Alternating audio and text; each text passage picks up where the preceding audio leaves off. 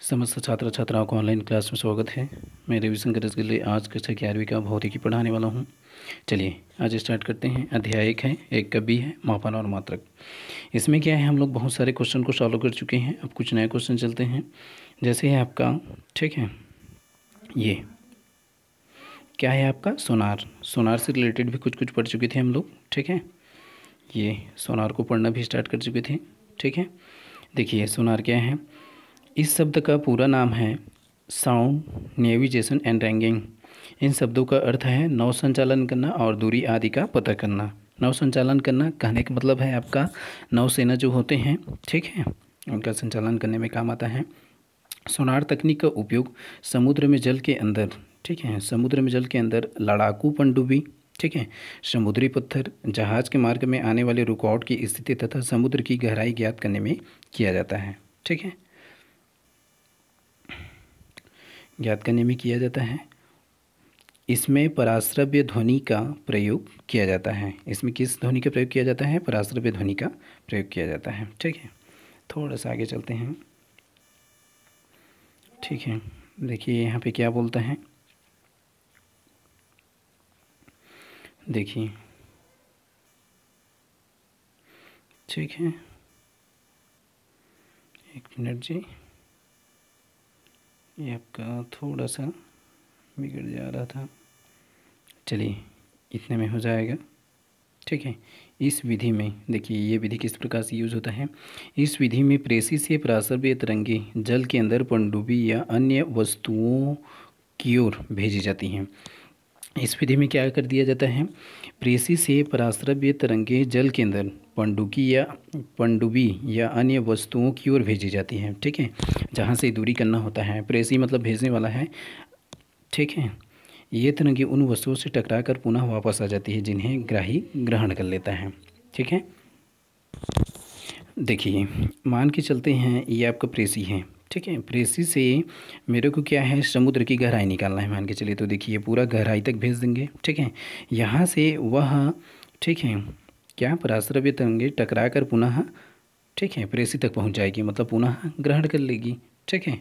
तो हमें उनकी जो बीच का डिस्टेंस है वो ज्ञात हो जाएगा, ठीक है। चलिए थोड़ा सा आगे देखिए। तो अब क्या मान लेते हैं, मान लेते हैं कि क्या मान लेते हैं, माना कि मान लो, ठीक है, मान लो प्रेसी से वस्तु की दूरी x तथा पराश्रव्य तरंगों का वेग v है। यदि पराश्रव्य तरंगों को प्रेसी से वस्तु तक जाने तथा उसे परावर्तित होकर प्रेसी तक पुनः वापस लौटने में लगा समय t हो तो, ठीक है, उनकी जो दूरी है देखिए, ठीक है, ये आपका प्रेसी है, प्रेसी से यहाँ तक भेजा जाता है, ठीक है। तो माना कि इनकी दूरी x ले लेते हैं, ठीक है। तो आने में x दूरी तय करना पड़ेगा, जाने में भी तो x दूरी तय करना पड़ेगा ना, वापस लौटने में, ठीक है। तो कितना हो जाएगा कुल मिला के 2x। तो वही सूत्र है आपका जो हम लोग यूज़ किए थे, और इनके बीच में लगने वाला समय t हो तो सेम टू सेम वही सूत्र है, x = 1/2 v/t, ठीक है। चलिए थोड़ा सा आगे चलते हैं। आजकल चिकित्सा, देखिए तो क्या बोलता है आजकल, ठीक है, आजकल चिकित्सा में पराश्रव्य ध्वनि का उपयोग करके पित्ताशय और क्या है गुर्दों की पथरी का पता किया जाता है, ठीक है। इसका चिकित्सा के क्षेत्र में भी इसका उपयोग किया जाता है। कहने का मतलब है एक स्थान से ये प्रेसी मान लेते हैं और दूसरे स्थान को क्या मान लेते हैं, ठीक है, टारगेट मान लेते हैं, जहाँ तक हमें भेजना रहता है, बीच का डिस्टेंस ज्ञात करना रहता है। तो यहाँ से क्या है, सिग्नल को भेज दिया जाता है, ठीक है।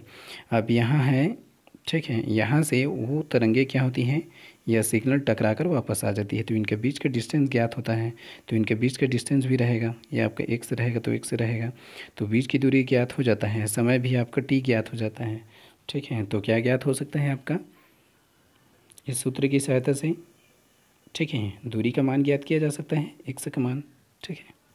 चलिए इस विधि से हम क्या कर सकते हैं, ठीक है, दूरी ज्ञात कर सकते हैं। नेक्स्ट देख लेते हैं रडार, ठीक है। रडार में कैसा ही उपयोग करते हैं इसको भी देख लिया जाए, ठीक है। ये रडार है आपका RADAR, इसका पूरा नाम रेडियो डिटेक्टिंग एंड रैंकिंग है। रडार तकनीक का उपयोग युद्ध में शत्रु के लड़ाकू विमानों की स्थिति ज्ञात करने में किया जाता है। रडार का अर्थ है रेडियो तरंगों के माध्यम से वायुयान की स्थिति एवं दूरी का पता लगाना। ठीक है, इसका उपयोग किस में किया जाता है? वायुयान की स्थिति, ठीक है, और दूरी का पता लगाने में इसका उपयोग किया जाता है। ठीक है, देखिए अब इसमें हम लोग कैसे करते हैं उसको समझ लेते हैं। ठीक है, फिर आगे बढ़ेंगे। ठीक है, देखिए इस विधि में क्या करते हैं, इस विधि में प्रेषी स्टेशन से रेडियो तरंगे लड़ाकू विमान की संभावित दिशा में भेजी जाती हैं। ये आपका प्रेषी है। ठीक है, ये आपका प्रेषी है। प्रेषी से क्या कर दिया जाता है, लड़ाकू विमान तक सिग्नल को प्रेषित कर दिया जाता है। ठीक है, सिग्नल को क्या कर दिया जाता है, प्रेषित कर दिया जाता है, अर्थात भेज दिया जाता है। ये तरंगे, ठीक है, लड़ाकू विमान से टकरा कर पुनः वापस लौट आती हैं। अब यहाँ से टकरा कर पुनः क्या हो जाएगा, वापस आ जाएगी। ठीक है, जिसे ग्राही ग्रहण कर लेता है और ये क्या कर लेता है, उसको ग्रहण कर लेता है। ठीक है, तो इनके बीच का डिस्टेंस ज्ञात हो जाता है।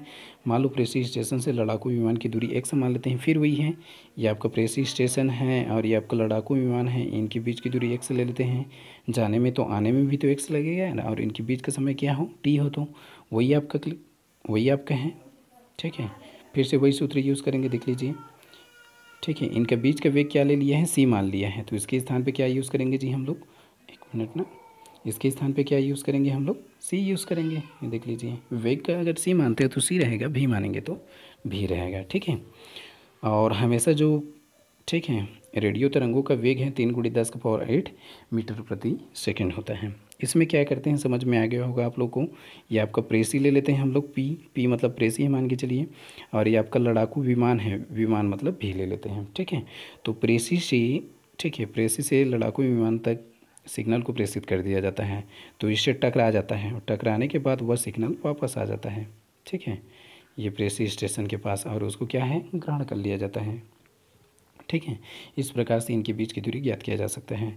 अब मान लेते हैं कि ये जो प्रेसी हैं, ठीक है, प्रेसी से जो लड़ाकू विमान हैं उनके बीच की दूरी x ले लेते हैं। ठीक है, ठीक है, और वापस आने में भी उनके बीच की दूरी x ही होगा, क्योंकि x से दूरी जाने में है तो x से दूरी आने में भी तो होगा ना। ठीक है, और इनके बीच का समय t ले लेते हैं, और इनका वेग क्या है जी, c लिए हैं इसमें, तो ध्यान देंगे। फिर वही सूत्र है, देख लीजिए, x = 1/2 c × t हो जाएगा। ठीक है, तो सोनार और रडार दोनों ही मोस्ट एमपी क्वेश्चन हैं, इन दोनों को आप अच्छे से पढ़िएगा। ठीक है, उसके पश्चात हम लोग आगे बढ़ेंगे। तो चलिए आज क्लास यहीं रखते हैं, कल आगे बढ़ते हैं। आज की क्लास के लिए सभी को धन्यवाद।